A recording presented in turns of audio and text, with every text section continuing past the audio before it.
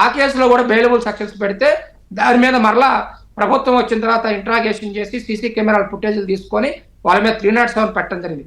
కానీ మీ ఏబిఎన్ ద్వారా నేను అభ్యర్థిస్తా ఉన్నాను పోలీస్ శాఖ వారిని 307 పెట్టడమే కాదు వాళ్ళ మీద పీడీ యాక్ట్ పెట్టాల్సినటువంటి అవసరం ఉన్నది. వీళ్ళు సమాజంలో హింసను ప్రేరేపించడం కోసం ప్రయత్నిస్తున్నారు. వాళ్ళే స్వయంగా ఆ రోజు మీడియా ముందుకు వచ్చి ఎస్ మేమే చేశాము, మా నాయకుడిని తిడితే మాకు బీపీ వచ్చింది, మా నాయకుడిని మేము తిట్టినందుకు మీ పార్టీ కార్యాలయం పగలగొట్టాము, ఇప్పుడు మీరు ఏం చేస్తారు అని చెప్పేసి ప్రశ్నించారు. కాబట్టి దాన్ని ఎవిడెన్స్ గా తీసుకొని వీళ్ళు బయట ఉంటే ఇప్పుడు కూడా ఆంధ్రప్రదేశ్ 40 సంవత్సరాలు ఎనికిపోయింది. చూస్తున్నారు 6 రోజుల నుంచి చంద్రబాబు నాయుడు గారు ఎంత కష్టపడుతున్నారు. తడిచిన ఇళ్ళ గోడలు ఆరక ముందే రోడ్లు వేస్తా ఉన్నారు, రోడ్లు క్లీనింగ్ చేస్తున్నారు, బ్లీచింగ్ చేస్తా ఉన్నారు, బుడమేరు కాలువ గండ్లు కూర్చారు. ఒక చిత్తశుద్ధితోటి చంద్రబాబు నాయుడు గారు రాష్ట్రం విషయంలో ఆయన ఇబ్బంది పడుతూ కూడా 6 రోజులుగా ఇంటికి రాకుండా నేను మళ్ళీ ఇక్కడ ఇంకొక పాయింట్ అడుగుతానండి మీ టీడీపీ వాళ్ళని. అండ్ యామిని గారు కూడా ఈ పాయింట్ తర్వాత ఆవిడ ఆన్సర్ చేయాలి. నిజంగా కష్టం చూస్తున్నారు, 74 ఏళ్ల వయసులో ఆయన వెళ్తున్నారు గ్రౌండ్ లో, చెయ్యని ప్రయత్నం లేదు, అంత సరే డిజాస్టర్ అన్నప్పుడు డిజాస్టర్ గానే పరిస్థితి ఉంటుంది కాబట్టి. కానీ మీరు అన్నారు ఏమండి మేము ఎవరిని వదలం, తప్పు చేస్తే శిక్ష, నిజంగా తప్పు చేస్తే శిక్షలు పడతాయి లేకపోతే వీళ్ళకి ఇలాగే పనిష్మెంట్స్ చట్ట ప్రకారం కరెక్ట్గా ఉంటాయని అన్నప్పుడు అయినా ఇంకా ఎందుకు చెలరేగిపోతున్నారు అంటే మీరు అలాంటి మెసేజ్ ఇవ్వట్లేదా? ఇంకా ఫ్లడ్స్ని ఎంత దుష్ప్రచారం చేశారు? నేను అడుగుతున్నాను, మిమ్మల్ని స్ట్రైట్గా అడుగుతున్నాను. అంత కంట్రోల్ చేస్తుంటే విష ప్రచారం ఇక్కడ ఆగుండాలిగా. హిడెన్ కెమెరాలను అల్లరి పెట్టారు, మిమ్మల్ని ఫ్లడ్స్ అని అల్లరి పెడుతున్నారు, అసలు ఇదంతా మీ ఇల్లు ముంపు కోసం కాపాడు కోసం అని వేసేస్తున్నామని చెప్పారు అంటే మీరు మెసేజ్ ఇవ్వలేదా ఇంకా గట్టిగా?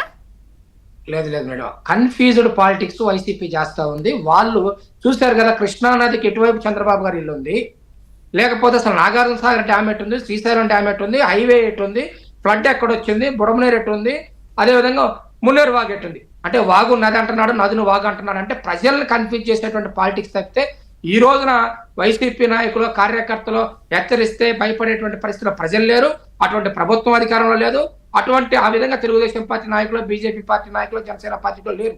ఈ రోజున మీరు ఇందాక శ్రీనివాస్ గారు చెప్పినట్టు మాకు 70 లక్షల మంది కార్యకర్తలు ఉన్నారు, ఆ రాజేష్ గారు చెప్పినట్టు మాకు 70 లక్షల మంది కార్యకర్తలు ఉన్నారు, మేము మాట్లాడొచ్చు, చేతలతో మేము కూడా చూపించవచ్చు.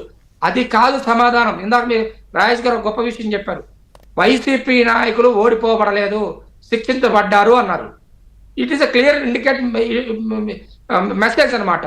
అంటే వాళ్ళు పోయిన పందాలో మనం పోవద్దు, ప్రజలకు అది నచ్చదు అనేది మన ఎన్నికలు చూపించాయి. పోయిన పందాలో పోయారు లేదా పోవని నేను అనట్లా, ఇంకొంచెం కఠినంగా ఫాస్ట్ గా ఉండుంటే ఫ్లడ్స్ లో ప్రభుత్వం మీద విషం చిమ్మే ధైర్యం రాదు కదా మేడం. చంద్రబాబు నాయుడు గారు ఫ్లడ్ పీక్స్ కి రాకముందే అక్కడికి వెళ్ళేసి కలెక్టరేట్ లో పడుకున్నారు. ఫ్లడ్ విషయంలో చంద్రబాబు నాయుడు గారిని అసలు విమర్శించేటువంటి నాయకుడే లేడు, విమర్శించేటువంటి వ్యక్తే లేదు. అసలు ఫ్లడ్ కు సంబంధం లేని వాళ్ళు హైదరాబాద్ నుంచి వచ్చాడు, జగన్మోహన్ రెడ్డి బెంగళూరు నుంచి వచ్చాడు, అక్కడెక్కడో ఎక్కాడు, మాట్లాడాడు, వెళ్ళిపోయాడు. ఆయనకి అసలు ఫ్లడ్ గురించి తెలిస్తే కదా. కొన్ని పోస్టులు చూశాను ఇప్పుడు నిన్నటి నుంచి.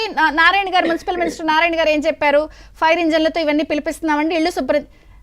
సోషల్ మీడియాలో వైసీపీ పోస్టులు ఏం పెట్టిందో తెలుసా, కొన్ని కులాల వాళ్ళు ఇళ్ళే క్లీన్ చేస్తున్నారంట. ఇంత దౌర్భాగ్యం ఉందా అసలు? మేడం ఆపదలో ఉన్న కొన్ని కులాలు ఆదుకోకూడదా? కొన్ని ఇంత డిజాస్టర్ లో కూడా ఇంత కొవ్వుతో ప్రదర్శిస్తున్నారే. దుర్గా గారు నేను అడుగుతున్నాను ఏబిఎన్ ద్వారా ఇవాళ మాట్లాడేటువంటి పేటీఎం బ్యాచ్ కి, ఒకళ్ళ ఇబ్బందుల్లో ఉంటే వాళ్ళకు ఒక కులంపై చేయూతను ఇవ్వకూడదండి? ఇవ్వకూడదండి. ఒక కులంపై వాళ్ళ ఇల్లు క్లీన్ చేస్తే తప్పేంటండి? వాళ్ళకి ఆకలేస్తే భోజనం పెడితే తప్పేంటండి? ఆపదలో ఉన్న వారిని ఎవరైనా ఆదుకోవచ్చు, వాళ్ళకి కులాలు ఆపాదించాల్సినటువంటి అవసరం లేదు. నేను ఇందాక నుంచి కూడా చెప్తుంది ఒకటే మేడం, కులం, మతం, ప్రాంతం, అది వరద రానివ్వండి, బురద రానివ్వండి, ఇంకేదైనా రానండి, ఏ డిజాస్టర్ వచ్చినా కూడా దానికి ఒక కులాన్ని అంటగట్టడం, మతానికి అంటగట్టడం